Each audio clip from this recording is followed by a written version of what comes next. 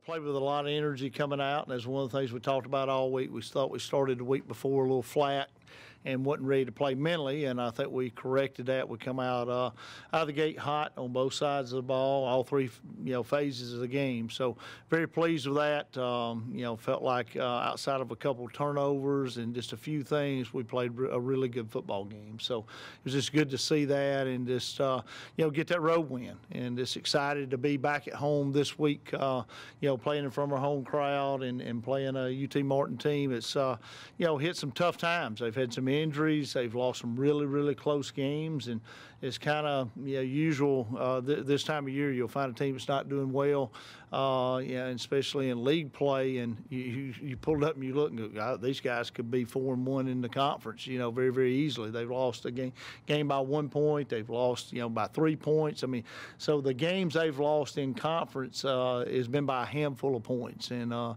Coach Simpson does a great job. They'll come in here. They'll be ready to play. You can throw out the records. They always play us close, whether it's here or out there, either one. So they got the capability of being that 4-1 team. And they started off with the first conference win against Austin P and played really, really well in kind of a rain game. And like I said, we just got to be ready to play and move on to the next game. Really pleased with last week's win, but there's no time to no rest for the weary. You got to get ready to play, and luckily we won't be riding the bus this week, just from the hotel. The energy has kind of been an up and down thing. It seems like there were a couple times earlier in the year you mentioned that, is that what can be done to make that more consistent? Well, I wish I knew. That's every football coach out in the country. If I had a recipe for that and I could bottle it, boy, I could sell it, and I wouldn't be coaching. Probably it'd be about winning the lottery. So there's a lot goes into it, and I think every member of our team is responsible for that, and every team's different. The chemistry's different on every team, and every team kind of has its own personality, and that goes with your leadership from your older guys to your younger guys. And we try to sell it as, hey, everybody's responsible for that. It don't matter if you're a coach, a student assistant, a GA, equipment guy, or a player. You're part of that process, and I think it goes with we've got the routine down pat during the week. Very seldom will we ever have a bad practice. We practice well. We always have, so we're very, very prepared. Our staff does a great job of having a game plan, and our guys, learn the routine and learn how to plan and learn how to practice during the week. But from that Thursday practice that Saturday, I wish I had that answer, to your question. It's a tough thing. So, one of the things this team has been really good at, I think all year long, is when you make something a point of emphasis, they abide to it and they catch on to it and they correct it. So whatever that may be. So the last week, that was a point of emphasis, and I think everybody was ready to roll when we come out of that dressing room. We come out of the dressing room differently than we did the week before, and it's kind of like a fighter. I mean, if you come out of that ring and you ain't got a fighter's mentality and you're not ready to fight, then you're probably not going to start that game very well, and you're not going to play very well. So you really don't have a choice in that, and like I said, hopefully this team's got that fixed, and it won't be that we're not ready to play. That was, like I said, the point of emphasis last week. We answered the bell to that, and like I said, hopefully we got the formula down pat now. Monty, how's he? Monty's okay. We got a good news on him today. So I think he'll be back. I don't know if he'll play this week, but he'll be back. So a little bit of a high ankle, not quite as bad as what we thought. So we had good injury reports this morning. Bird will be out, but I mean he'll be back soon. May stick him out there one arm, catch a punt. Who will return punts?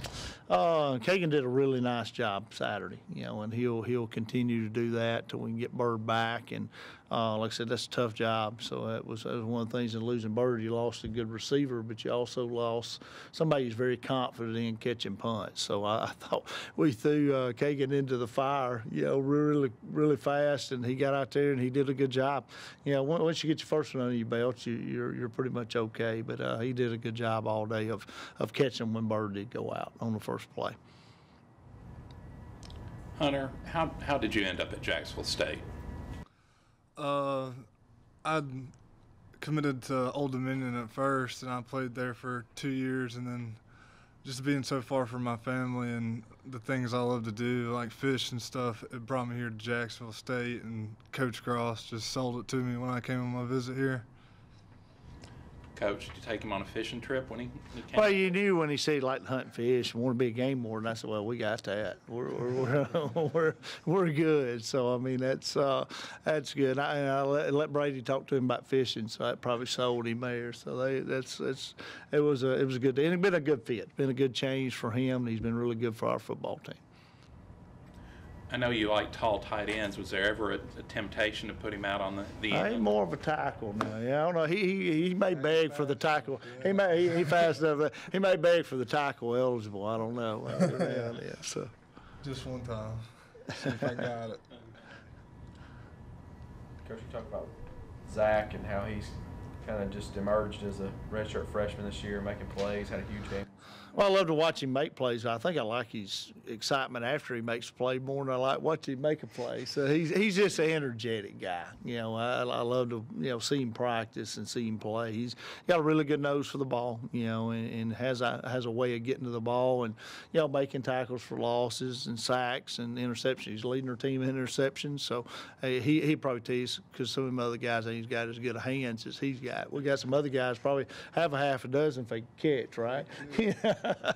Zack is, like I said, just very good leader. To be as young as he is, he has really caught on to our defense and really handled the change in defensive scheme a little bit.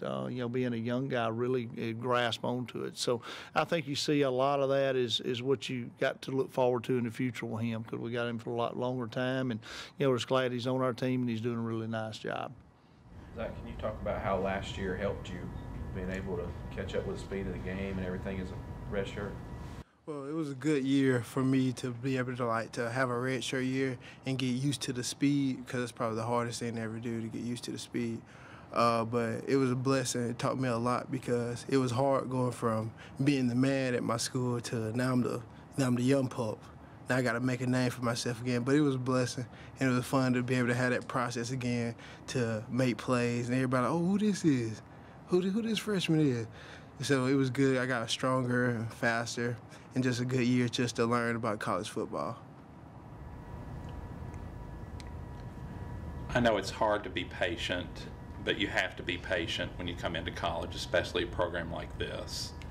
Was it hard on you last year to have to redshirt?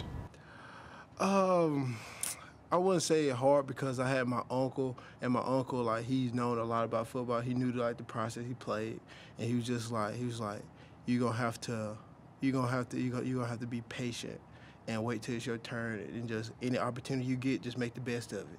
So anytime I got an opportunity to show my talent, just to play, and then Coach Blackwell was like, I'm a redshirt you this year. So he wanted me to learn more about the defense, learn more, and get stronger and faster. So I just took that off season and the season when I wasn't when we was at practice, go hard in workouts and just do extra stuff with my friends and just try to get better as a player. Was there an older linebacker, or is there an older linebacker who's been of help to you? Greatly.